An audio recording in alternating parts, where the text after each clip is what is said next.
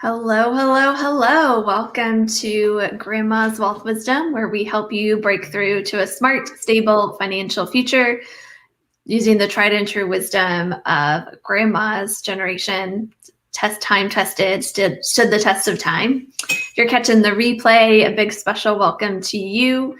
We've got some exciting things we're going to be talking about today, and latest development kind of things, which I'm pretty pumped about. What are those? We'll find out. No. Including the recent trend for people to be using collectibles and finding a bunch of their assets in their closet, right? We're going to be talking about asset building for beginners. And yeah, we will talk about that. If maybe you have some assets in a closet or a storage room that you're not aware of right now. And how probable that is too. So thanks so much for being here. We all kind of know what's going to happen if we don't have assets. I mean, without assets, we keep on the paycheck to paycheck cycle where we continue to barely make things meet. We, never get ahead. When emergency comes up, we end up going into debt. Without assets, it's really hard for at least to go after big dreams like owning a home, starting a business, paying for your kids to go to college, retiring, all of those things. What would you say about living a life without assets, Brandon? Well, first off, I'm just going to say I got my COVID vaccination yesterday. The second one. Yeah. So I'm a little under the weather. That's why Amanda's doing a little more talking than I am. So if you're like, why is she talking so much and he's not? Well, that's why.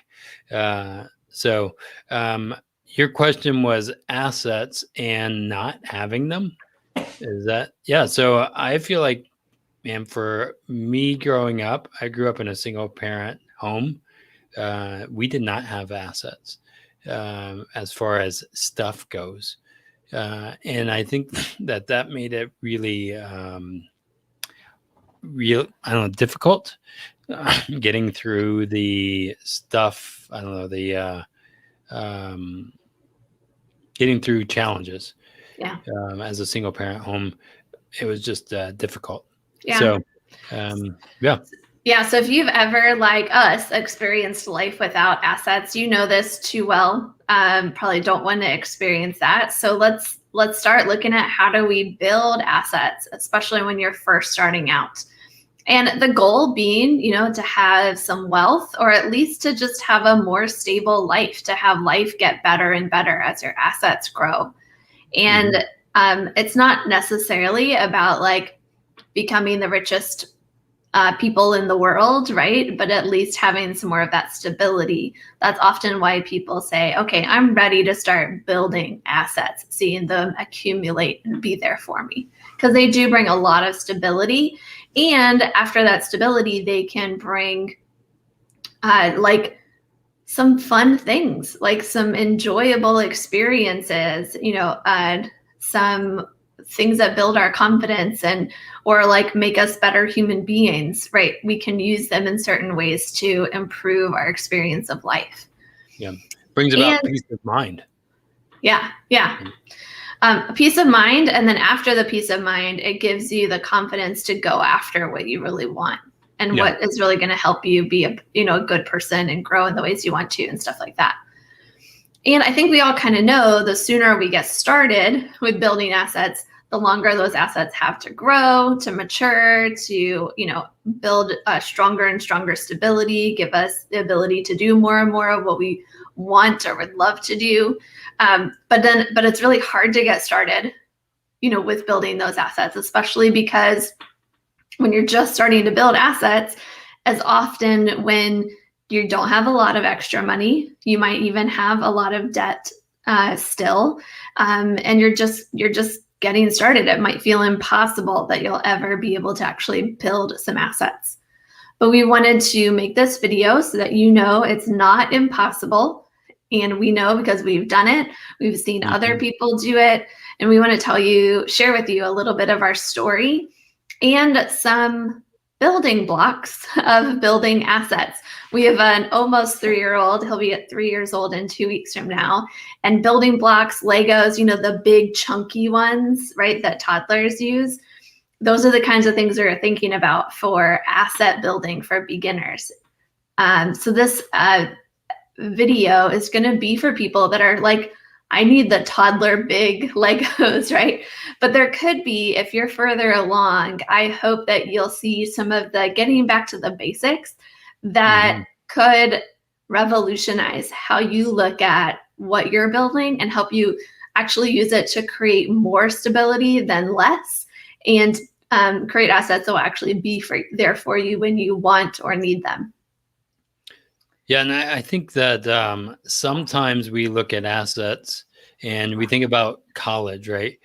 Somebody went to college, they have debt, and they're like, I have nothing to show for it, right? Or some people, they do, right? And I think that some is that intellectual assets, but knowing that oftentimes we're paying for this hope that we're going to be able to get that job or do that thing. And then we end up in a harder position because we're 50,000 or whatever amount of debt because of college. And so that is an asset. It's just maybe an intellectual asset, not necessarily monetary. Yeah, you're getting ahead, Brandon. We're going to talk about what really is an asset coming up. But we wanted to say a little bit of our story, like why we're talking about this. And I need to rewind the timeline here. If we're watching the movie of Brandon and Amanda Neely, it'd be pretty boring. But if we're rewinding back to 2006, almost 15 years ago, when we first got married, we both brought a lot of debt into the marriage. Can you do the rewind noise? No. And we didn't really bring assets. Brandon, I think your one asset, like monetary asset, but that wasn't really an asset, was your Freedom Mobile. This like really old Chevy Cavalier, teal colored. It was you didn't want to let go of that car, even moving into the city. And I had a car that was a hand-me-down from my parents, but we didn't own anything else. I think I had an Apple computer. It was maybe my most expensive thing that I had ever owned. And because I was just out of college, Brandon was in an underpaid IT role. We didn't have anything. And in fact, we were starting from a negative net worth. And yet we had like I think our biggest asset, non-monetary asset at that point, was just our idealism. We thought we could figure it out and like live an awesome life. And so we started figuring out how to do that. And the things twisted and turned. We actually went further into debt rather than go positive in order to start a business. But then a couple years into that business is when we decided we can't live on the edge like this anymore. We need to make a change. We have to have a strong foundation. And that needed to be things like making sure our like systems within our business were there, right? That's a foundational kind of asset that you're able to sell one day. Like we're not just thinking about, things that have tangible monetary value that most people think of, but other things too, like a business. The client list, like and improving our business was an asset to build. Sorry, Brandon, go ahead. Yeah, we sold the business, and the reason we were able to sell it was because of the assets, not so much of the coffee shop making lattes, and maybe the espresso machine was a good asset, $10,000 machine, but it was the email list, and it was the manual, the brand, the employee handbook, all those things, and then also we needed assets outside of the business, so we figured out how to make that happen too, so that if we wanted, but we knew when we were looking for assets outside of the business, we needed them to be available in case we wanted to pour them into the business, start a second location, do this or that. And so we were being very particular about what kind of assets we would use. And we knew we needed them to be available, but we also needed them to be not at risk, right? Our risk was within the business. We needed to have safe, secure assets so that they would be available when we needed them. So we set out to build that. And we're going to show you like one way to look at financial assets that's shaped as like a triangle, like a pyramid.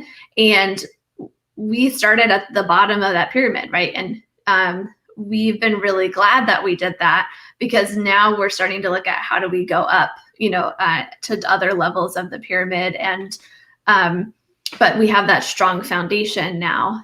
And it started with literally just thinking positively, having some idealism, saying, okay, what do we do first? What's the first step? Now what's the next step? And just keep walking that until we figured it out.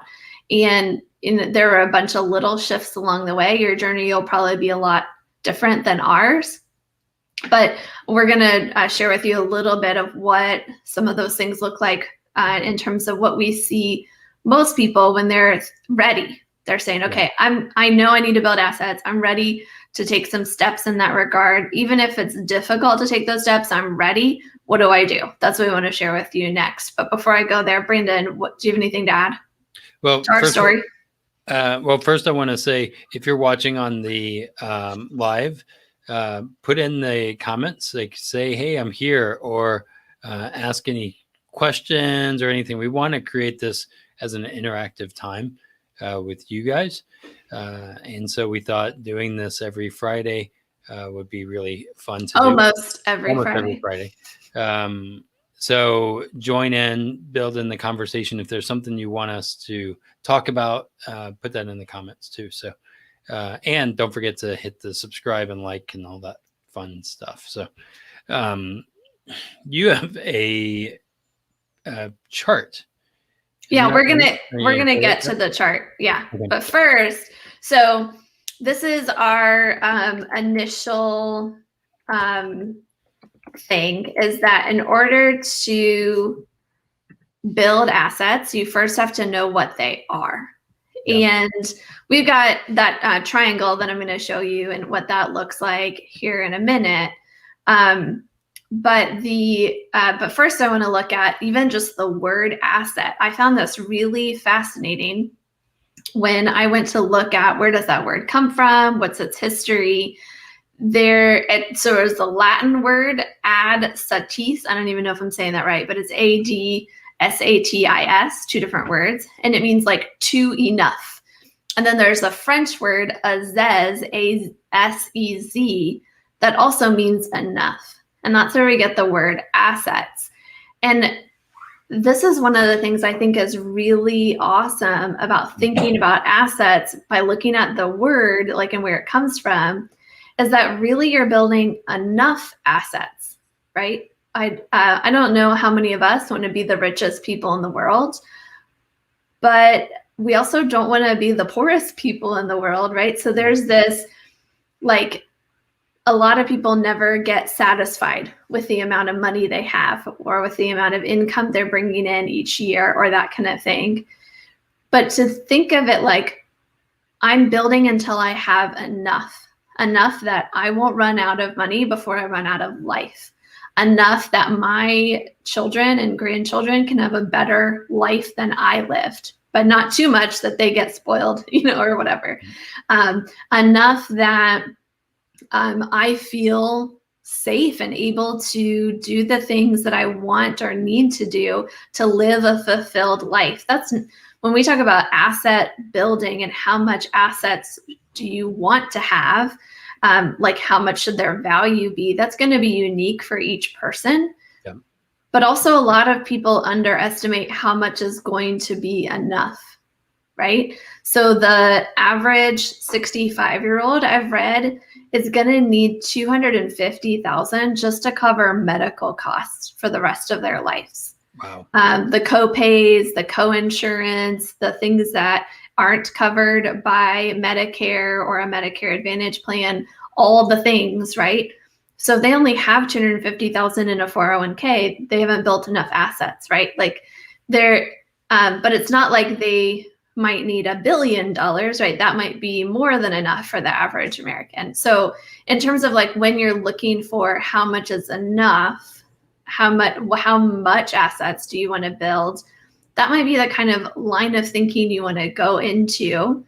But you also can't forget about things like inflation and the time value of money and, whatnot that are going to make $1 today maybe not worth as much as $1 when you're 65, that kind of thing.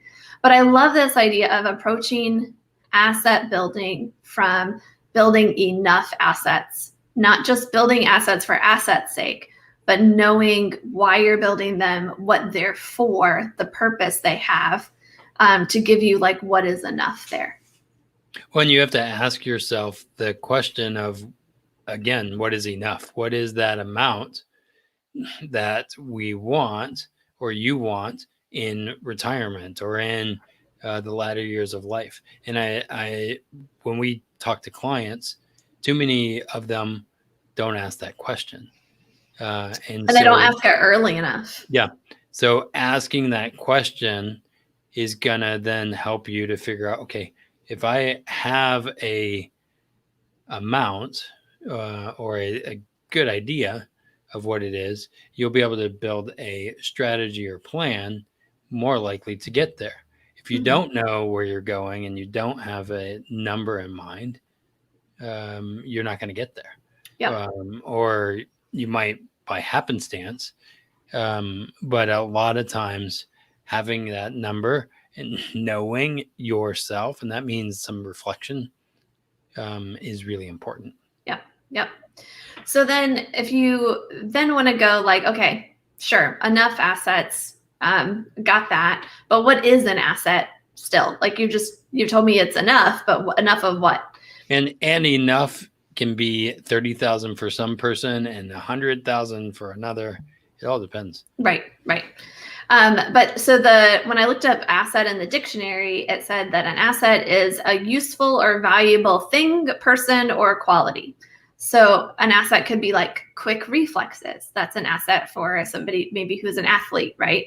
A school can be an asset for a community. Equipment could be an asset for a business, right? That kind of thing. But then when you make it plural, assets is usually when you're talking about property owned by a person or a company regarded as having value and available to meet debts, commitments, or legacies. So one fun thing to think about when you're thinking about asset building is that it's not just about monetary. There's also building your personal attributes, right? Building assets that are not monetary, because that might enable you to earn an income no matter what happens, right? Like if you're building into your copywriting skills or, even just writing skills, you could probably find a job writing or even just proofreading, no matter what kind of economy we're in. That can be an asset for you, but it's not necessarily included in your monetary assets. And we don't want to downplay those non-monetary assets. Those are definitely things that are great to pursue. But what's really fun is when you're creating monetary assets, things that have a value that can be used to meet obligations, help pay off your debts, leave legacies, that kind of thing. Then you can use those to build non-monetary assets, right? You can take that writing course if we're using the writing example. If you've got some assets built up and to put to that rather than going into debt, maybe to take that writing course, that kind of thing. So now let's focus on monetary assets and the different types of monetary assets. Because remember, we're learning what are assets. We need to know kind of more of what they are before we then look at, well, then how do we build them? And there are kind of like 3 major categories of assets. There are cash and cash equivalent assets, things like your checking or savings account, money stuffed under a mattress. Do you have any money stuffed under the mattress? No, I don't. I've got some piggy banks that maybe have a little amount in them, but not enough. That would be good to know, just in case. Yeah.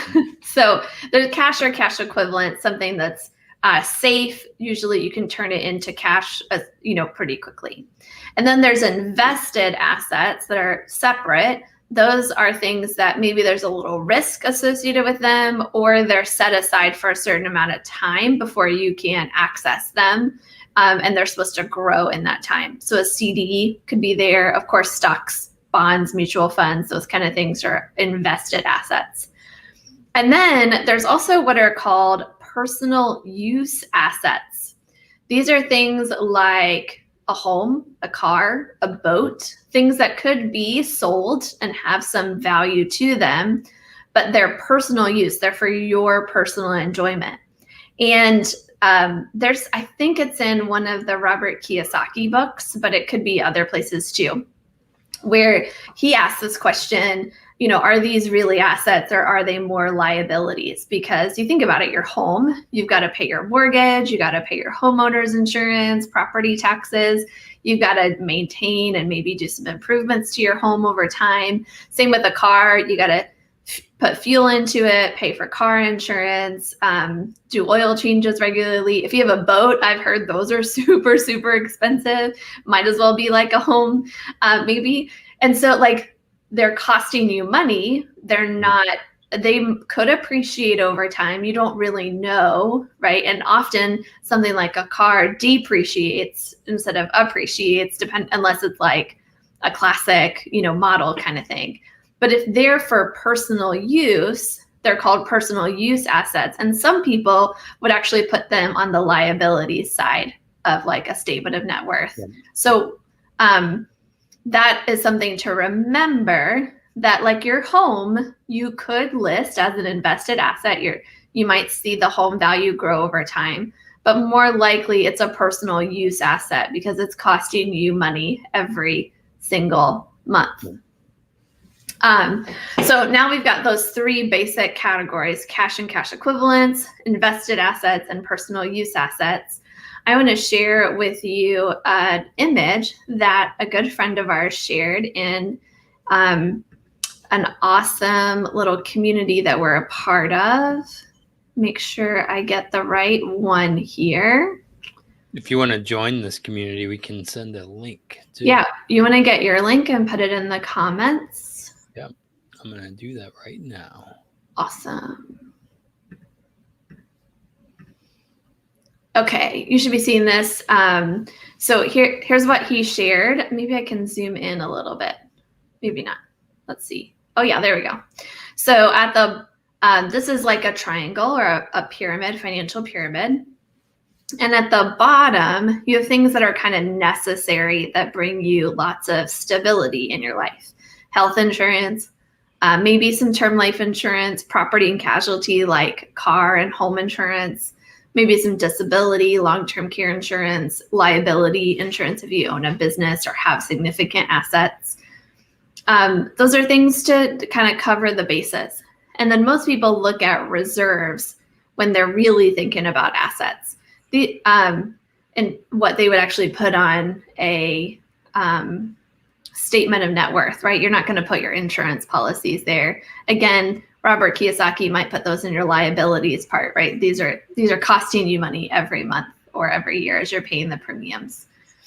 But when we look at what most people think of as assets, you get the reserves here: cash under the mattress kind of thing, savings accounts, certificates of deposit if they're not too long, right? That they are more there for an emergency.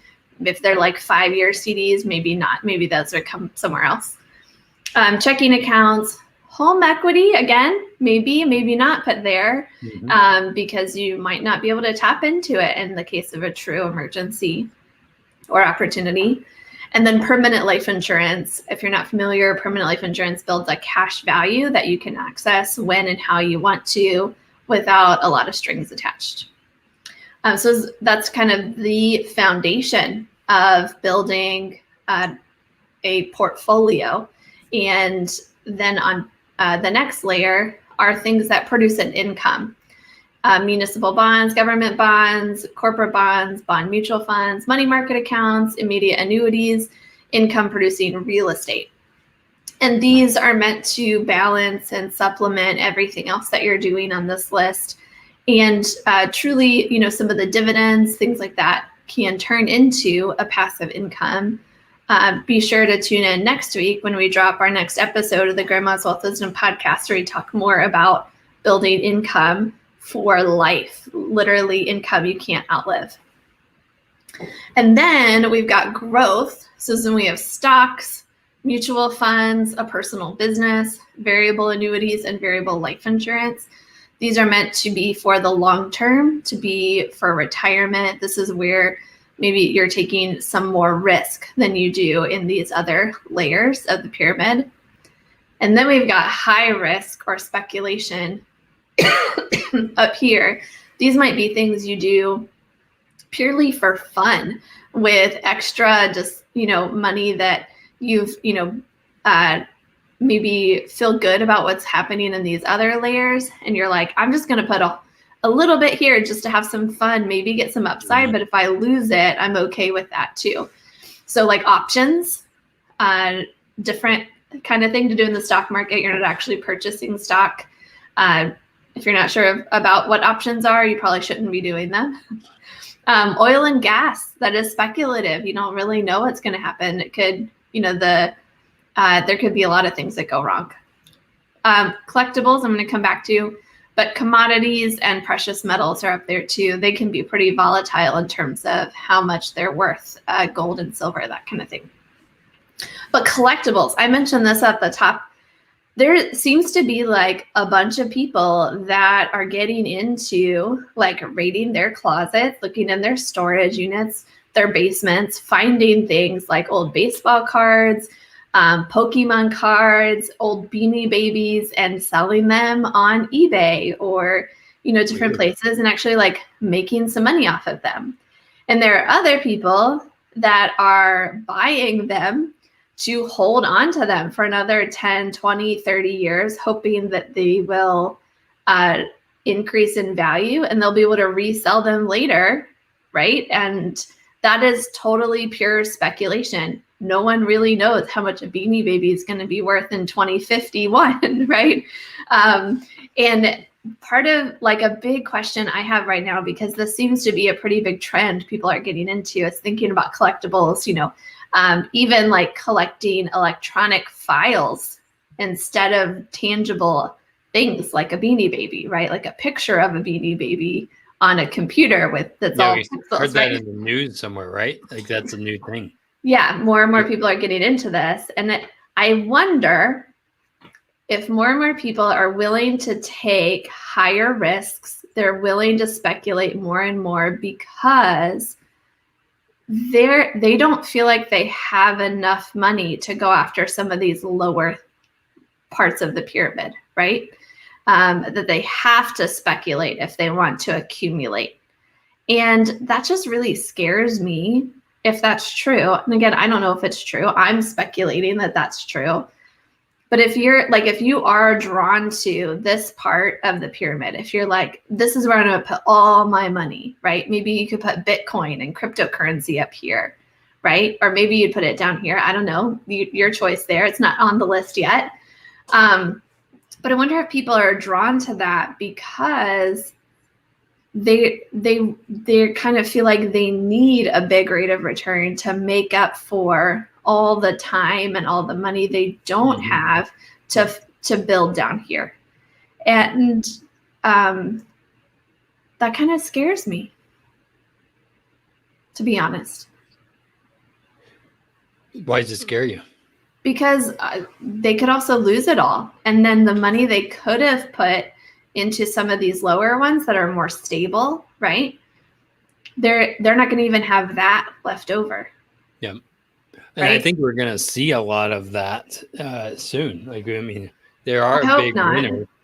There's a lot of big winners, but there's also the losers in this whole thing.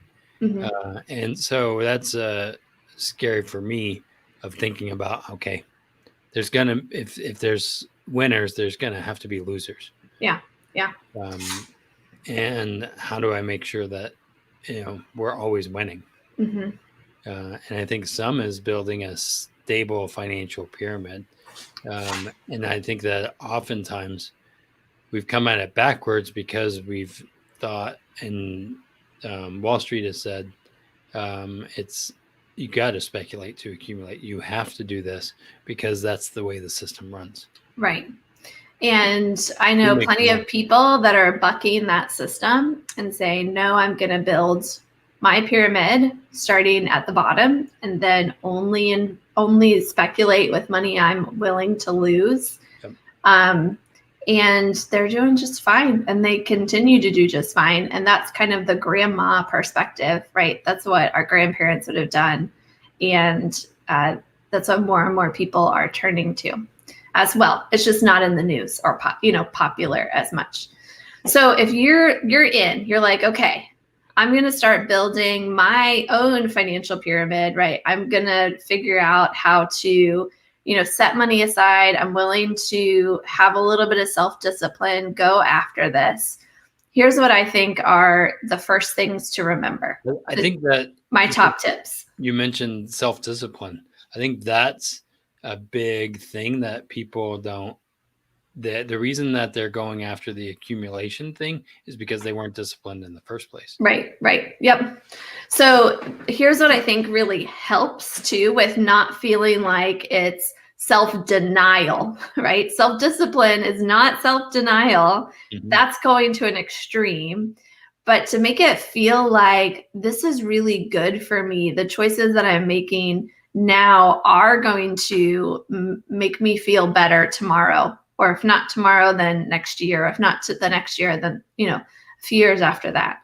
And this is where I think this was really critical for us when we decided to get serious, is that we knew our why, right? We've always had like a why behind us, pushing us forward.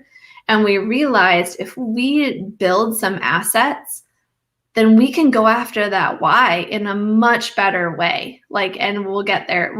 That why might actually happen, right? Yep. And it might happen easier. And that kind of vision, that kind of purpose behind things, that can really bring a sense of this is not self-denial. This is self-improvement, right?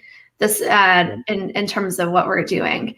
And that could look a lot different for a lot of different people. It could be a big why in terms of like some global change you want to see happen.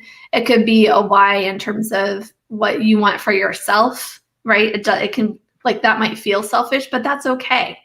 As long as you have that sense of why, you're going to have that drive to make the right decisions and to keep going with them. Building a pyramid, when we still don't know how they built the pyramids in Egypt, right? Like, we haven't figured out whatever technology they used or if it was aliens. It's like, seems like it was an impossible task. But maybe it's just they had a why and they were willing to do whatever it took to make it happen. That could be our stories too. So that's the first thing. Do you want to add anything to that before I go into the second thing? I don't think so. I think you did pretty good. Okay. Again, Brandon had his COVID vaccine, so he's not talking as much. But okay, so I don't know. Let me know in the chat or in the comments if you've heard of Gary Keller and this idea of the one thing. And he has this really cool image in the book, or if you listen to the book on Audible, you can get this image in the like PDF download that he offers of dominoes and how they work. So most of the time we think about dominoes, they're like little 2-inch dominoes, right? And you have just a row of a whole bunch of dominoes. And that's really great. But what's even cooler is if you take a little 2-inch domino and you sit next to it a 4-inch domino, and then an 8-inch domino, and then a 60, right? And you double the size. That 2-inch domino can knock over a 4-inch domino, and that 4-inch domino can knock over an 8-inch one, right? And you just see them getting bigger and bigger and all knocking down. I forget how many, but you basically could knock down a domino that reaches to the moon, starting with a little 2-inch domino. And when you think about like building assets, it can feel like trying to put a man on the moon, right? It can feel like an impossible task, just like, how the Egyptians built the Egyptian pyramids or whatever. But if you look for what is that 2-inch domino, what is that one thing that if I do that and I successfully knock over that domino, make it a habit, make it something that I'm doing that just feels so easy. Like I could, I wake up one day and it just comes naturally to me, right? Just like blowing on a domino and it falls over. What would that be? What would the thing be that you would need to be your 2-inch domino that would build your financial pyramid over time? And, as you figure out that domino, you'll be ready for the next one, right? You'll build your muscles, your financial muscles, to be able to go after the next thing. And you can also learn about, like, as you're learning that little domino, you can be learning about different assets, narrowing down which ones you like, be ready to leverage the small assets that you build in the 2-inch dominoes. So that when you get to the 4-inch domino, you're ready to leverage those to knock that one down, and then move on to the 8-inch one, and so on and so forth. And so if you think about the little domino, what could that be? What would that little thing that just feels maybe even too easy at this point, what would that be? So you start creating something that then helps you with the next level, and then the next level, right? Helps you push down the next domino, figure out the next step in your path. And a suggestion here, if you're open to it, I've got one. This might not sound to be that big of a surprise for you. We talk about it a lot here with Grandma's Wealth Wisdom. It's this: a portion of all I earn is mine to keep. A portion of all I earn is mine to keep. And if you think of that reserves part of the financial pyramid, let me go back to that. And you just think, what if I said a portion of all I earn is mine to keep, and it's going to be in reserves. It's going to be cash or in a savings account, maybe in permanent life insurance. A portion of all I earn is mine to keep. And you just start stacking away 1% of everything you earn right there. And you start building your pyramid. And you do that maybe for some time, right? It could take a while to build enough. Maybe you do that for 3 months, 6 months, a year. You just keep going with 1%. If you're making $100, you're not going to miss $1, right? If you're making $1,000, you're not going to miss $10. And you just keep doing that until you're ready to move to 2%, 3%. And you keep doing that until you're like, holy cow, I've got a whole bunch of cash saved up. I can't just keep this sitting here in a checking or savings account doing nothing for me. I got to do something else with it. Yep. And then you can look at maybe one of those other things on the reserves, right? And in the meantime, you can be educating yourself about one of those. And then you can start thinking about, okay, now I'm ready to start building income. Here's what I'm going to do here, all those kind of things. It can actually become almost like a game as you're going after it. And so you want to create it like a game, this is, it's what they call it, the game of life. It's important. So treat it that way as it is important. Yeah. And so those two things, knowing your why and finding that one thing, finding that little domino that you can knock over, that's something anybody can do. Anything that, wherever you're at, you can start to explore more of your why and start to look for that one thing and pursue it. And maybe it's not saving a portion of all you earn. Maybe right now it's applying to one job every day, right? Or, something like that. Whatever your next domino is, right? Whatever, or that first domino is, that kind of building that muscle being intentional is really important. And then also for best results, keep it one thing, right? Brandon loves this acronym FOCUS. Follow one course until success. Don't get distracted by like 10 different 2-inch dominoes, right? You'll probably not knock any of them over, but if you find one domino, you build that one habit, you build that, that muscle, it'll be so much easier to go after the 4-inch domino that's next, and then the 8-inch, and you'll follow that one course until success and see where it leads you. And then you can go find the next 2-inch domino, right? And then last thing for best results in building assets, wherever you're starting from, do it with a team. Have people that are also doing it that you get to be a part of. If you're looking for a team, the link that we shared in the comments on this video to the Not Your Average Mighty Network community is a great place to connect in, meet new people, see things like that financial pyramid and the discussion that was had. There's a bunch of comments there. Or if you're like, it's not really my thing, we would also love to be part of your team, have that one-on-one kind of relationship with you. To do that kind of thing, visit us at grandmaswealthwisdom.com and click request a meeting, and you can schedule time on either Brandon or my calendar to ask questions, brainstorm ideas, think through what's your why, is that little domino that you want to knock over, or that kind of thing. Or maybe you're like, okay, I'm a little like into the big kid Legos. I'm not in the toddler Legos anymore. Maybe there is something that was on that financial pyramid that you're like, I want to learn more about that. Or I've never heard people think about, talk about that as like at the bottom of a pyramid, like that, those kind of things. We'd love to brainstorm with you. Like, what part of this pyramid is actually like working for you? Which parts do you need to focus on? What would that look like? And sure, we might not know anything about, say, collectibles, right? We don't know much there, but maybe we can put you in the right direction or share some of the resources that we've got.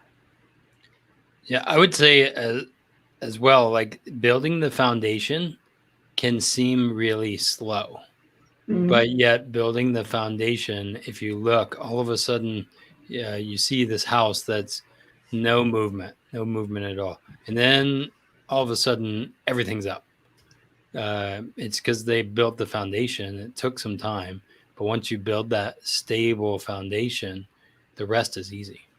Yeah, that actually reminds me, Brandon, I don't remember where I heard this, so I cannot attribute the source for this one. But I heard the story of these two brothers who their dad set them out in ancient Egypt to build the pyramids. You heard it from me. From you? Yep. It was in you can tell the story, but okay. It's from The Millionaire Fastlane. Oh, okay. Yeah, that's right. It's in a book called The Millionaire Fastlane.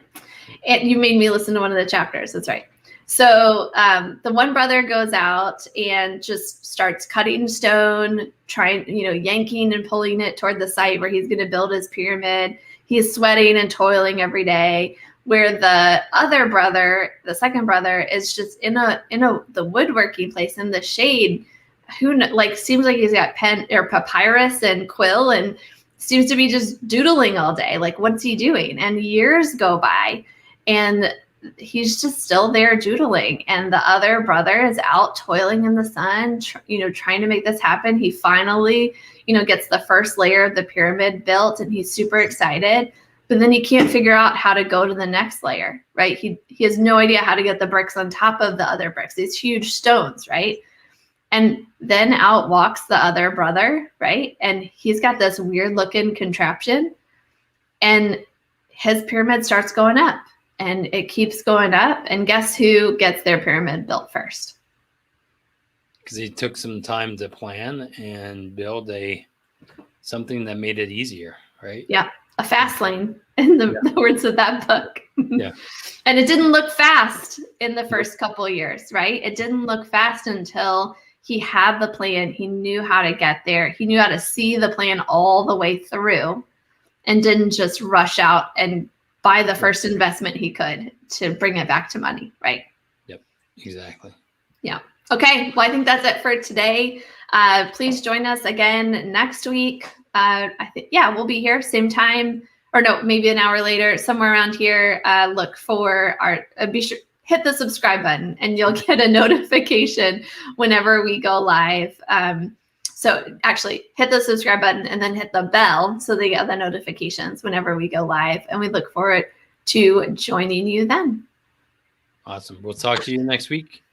Keep building your assets, leveraging those, managing your cash flow, increasing your profitability, doing all the things that you can do to break through to a smart, stable financial future.